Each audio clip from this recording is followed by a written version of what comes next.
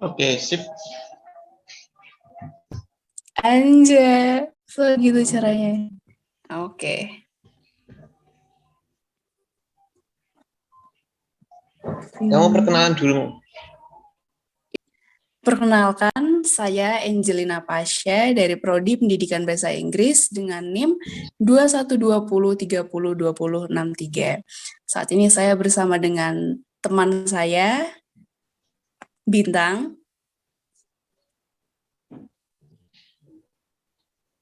Oke, saya akan bertanya pertama, konsep pemahaman ke Allah menurut kebenaran iman Katolik itu bagaimana ya? Baik, kalau menurut saya, konsep kebenaran kealahan menurut iman Katolik itu dengan satu kodrat ilahi dalam tiga pribadi Allah yang ilahi. Iman akan Allah Tritunggal adalah iman yang muncul karena mengalami dan mengenal, akhirnya merenungkan akan Allah yang menyertai manusia. Iman akan Allah Tritunggal itu merangkum misteri tentang Allah yang dialami oleh gereja melalui sepanjang sejarah keselamatan selama Adam dan Hawa sampai pada peristiwa Pentakosta. Lanjut pertanyaan berikutnya. Menurut kamu, apakah asas Tritunggal bertentangan dengan akal budi dan mengapa? Menurut saya, asas Tritunggal itu bisa dan tidak bisa bertentangan dengan akal budi. Jadi, akal budi itu kan irasional ya, tetapi asa itu bisa melampaui akal budi atau arasional. Oke, baik, pertanyaan berikutnya. Ungkapan iman akan Tritunggal Allah dalam Credo. Menurutmu apa yang ingin disampaikan doa aku percaya tentang kaitnya dengan Trinitas iman Katolik?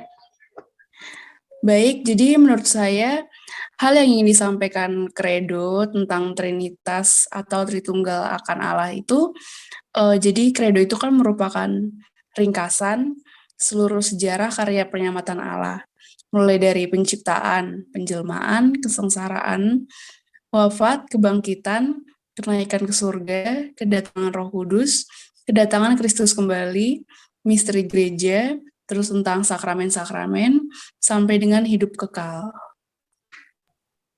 Oke, pertanyaan berikutnya.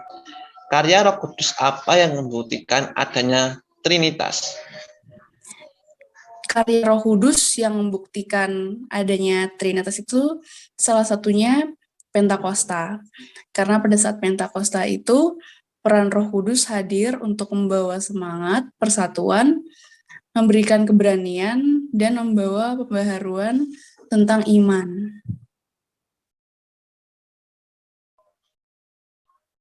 Oke, lanjut. Bisakah manusia menemukan bahwa Allah itu Tritunggal hanya melalui akal budinya? Dan mengapa? Baik, kalau menurut saya, manusia itu bisa saja menemukan Allah atau memahami konsep Allah itu Tritunggal melalui akal budinya. Ini dapat dianalogikan seperti Budi. Budi di rumah itu sebagai seorang anak, tapi ketika dia di sekolah, dia sebagai seorang murid. Nah, sedangkan di dalam perkumpulan atau tongkrongannya ini, Budi itu sebagai pentolannya gitulah. Tapi kembali lagi, Budi itu adalah seorang Budi, begitu. Oke, lanjut pertanyaan berikutnya. Mengapa Yesus berkata kepada Filipus, barang siapa melihat aku, dia melihat Bapa? Iya, pendapat saya ketika Yesus berkata kepada Filipus, barang siapa yang melihat aku, ia melihat Bapa, itu karena Yesus ingin menyampaikan bahwa Yesus itu adalah gambaran Allah dalam manusia. Dan hal ini menunjukkan kesatuan Yesus dengan Bapa. Mengutip perkataan Yesus itu, Percayalah kepada bahwa aku dalam Bapa dan Bapa di dalam aku. Atau setidaknya percayalah karena pekerjaan-pekerjaan yang kulakukan. Baik, pertanyaan terakhir. Pribadi-pribadi dalam Tritunggal dibedakan dari satu dengan yang lainnya dalam berbagai ayat. Jelaskan. Oke, jadi saya akan mulai menjelaskan dari Perjanjian Lama. Kalau dari Perjanjian Lama, ini disebutkan bahwa Tuhan itu berbeda dengan Tuhan yang disebutkan dalam Kejadian 19 ayat 24 dan Hosea 1 ayat 4. Di sini dijelaskan bahwa Tuhan memiliki anak dan Roh Kudus itu dibedakan dari Tuhan dan juga dibedakan dari Allah. Allah yaitu anak dibedakan dari Allah Bapa.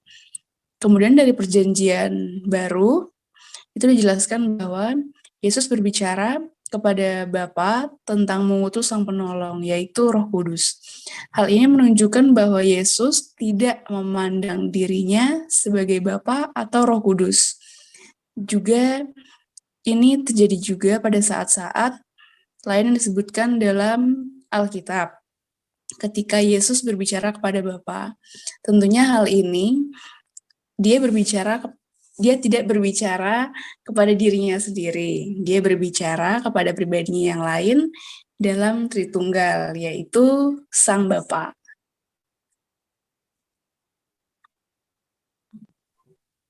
Oke, Dan terima BTW, kasih Mbak Pasha. tadi ada satu pertanyaan yang belum ditanyain. Oh, ya. Nomor 5, apakah Tritunggal sama dengan Triteisme? Gimana? Yang nomor 5. Nomor 5. Iya. Oh, ya. Oke. Apakah Tritunggal sama dengan Tritisme? Baik, kalau menurut saya, dan saya setuju dengan mengutip dari pendapat Forglimmer Herbert, dikemukakan bahwa Tritunggal itu bukan berarti Triteisme, karena adanya 3 kebenaran dan 3-tiganya adalah Allah. Karena Triteisme dipergunakan sebagai usaha untuk menjelaskan kepenuhan dari Allah, baik dalam hal keesaannya maupun dalam hal keragamannya. Oke, terima kasih Mbak Pasha. Terima kasih Mas Bintang ya atas pertanyaannya tadi. Semoga jawaban-jawaban saya tadi menjawab. Dan saya juga ingin menanyakan beberapa pertanyaan nih kepada Mas Bintang tentang... Bentar. Kenapa? Aku mau dulu bentar. Kenapa? Nama dulu. Nama? Maksudnya aku dulu nama. Oh iya. Yuk. Selamat pagi. Perkenalkan, nama saya Arandito Bintang, NPM 2153 dari Prodi Bahasa Inggris. Dipersilakan Mbak Pasha untuk menanyakan. Baik, saya Angelina Pasha ingin menanyakan beberapa hal terkait Tritunggal Maha Kudus dan Trinitas dalam Gereja Katolik. Oke, baik, pertanyaan pertama. Kalau Yesus adalah Allah dan Yesus mati di kayu salib, maka bukankah dunia berakhir? Oke, saya akan menjawab pertanyaan Mbak Pasha. Menurut penggambaran dekat Allah, Tritunggal adalah seperti manusia, karena manusia diciptakan menurut gambar dan rupa Allah. Manusia terdiri dari tubuh, roh, dan jiwa. Saat manusia mati, apakah semua berakhir? Tubuh memang mati. Apakah semuanya berakhir? Tubuh memang mati dan akan hancur saat dikubur atau dikremasi. Tapi roh dan jiwa manusia tidak hilang. Roh manusia itu akan dibangkitkan di akhir zaman dengan tubuh yang baru untuk menghadap tahta pengadilan Allah. Demikian juga Yesus mati di atas kayu salib. Bukan berarti Allah ikut musnah. Allah Bapa dan Roh Kudus tetap hidup. Kematian Yesus bukan akhir segalanya. Yesus mati untuk bangkit kembali dan naik ke surga, duduk di sebelah kanan Allah Bapa yang Maha Kuasa. Waktu Yesus terangkat ke surga, Roh Kudus kemudian turun ke dunia untuk menggantikan peran Yesus di dunia, mendampingi umat manusia sampai Yesus datang kembali sebagai Raja. Oke, baik. Terima kasih atas jawabannya. Menjawab ya, menurut saya jawabannya tadi sudah menjawab. Oke, lanjut ke pertanyaan kedua. Apakah Allah Tritunggal ada di dalam Alkitab? Oke, saya akan jawab.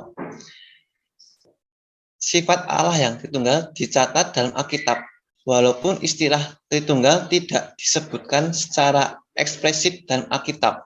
Istilah Allah Tritunggal adalah sebuah teologi sistematika untuk memudahkan orang mengerti tiga pribadi Allah. Salah satu ayat yang mencatat kemunculan tiga pribadi Allah Tritunggal secara bersamaan adalah Matius 3 ayat 16-17 tentang peristiwa Yesus dibaptis oleh Yohanes Pembaptis. Dalam ayat 16, sesudah dibaptis, Yesus segera keluar dari air. Dan pada waktu itu, juga langit terbuka. Dan ia melihat Roh Allah seperti burung merpati turun ke atasnya. Lalu ayat ke-17, lalu terdengarlah suara dari surga mengatakan, inilah anakku yang kukasihi. Adanya berkenan dalam Matius 3 ayat 16-17. Oke, baik. Lanjut ke pertanyaan selanjutnya nih. Kalau Yesus adalah Allah, mengapa Yesus juga berdoa kepada Allah? Seperti telah kita bahas di atas, pengandaian terdekat Allah Tritunggal adalah seperti manusia. Manusia terdiri dari tubuh, roh, jiwa yang merupakan tiga pribadi, tapi satu. Tubuh, roh, jiwa bisa berkomunikasi satu sama lain. Tubuh, roh, dan jiwa manusia punya kehendak masing-masing. Tapi ketiganya merupakan satu kesatuan yang tidak terpisahkan. Contohnya, kadang jiwa kita bekerja keras, tapi tubuh kita ingin beristirahat karena lelah. Kadang pesta kita masih ingin mencicipi makanan, tapi tubuh kita kenyangan. Saat kita sakit, kadang kita berkata pada diri kita, aku harus sembuh. Demikian kalau manusia bisa berkata pada diri sendiri. Demikian juga firman Allah bisa berdoa pada Allah Bapa. Jelasnya seperti manusia, terdiri atas tubuh, roh, jiwa, maka Allah Tritunggal juga terdiri atas Allah Bapa, Roh Allah dan firman Allah. Maka Yesus bisa berdoa pada Allah Bapa. Baik, terima kasih atas jawabannya ya Mas. Ini sudah menjawab menurut saya. Dan saya akan mengajukan dua pertanyaan sekaligus nih. Jadi dapatkah orang yang percaya adanya Trinitas menunjukkan bahwa ketiga oknum ilahi hadir ketika Yesus dibaptis oleh Yohanes? Lalu bagaimana dengan dua oknum lainnya yang disebutkan oleh orang yang percaya adanya Trinitas?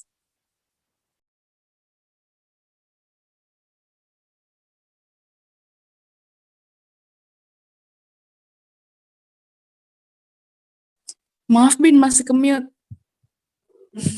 Oh ya, iya. Ya. Sama sekali tidak. Allah yang Maha Esa dan Maha hadir dan memakai tiga manifesti secara simultan. Hanya satu oknum ilah yang hadir, Yesus Kristus Tuhan. Lalu pertanyaan berikutnya. Orang yang percaya ada Trinitas, yaitu satu adalah suara dari surga, dan satunya lagi adalah Roh Allah dalam bentuk burung merpati. Dalam Matius 3 ayat 16-17. Oke, baik. Kita ke pertanyaan selanjutnya.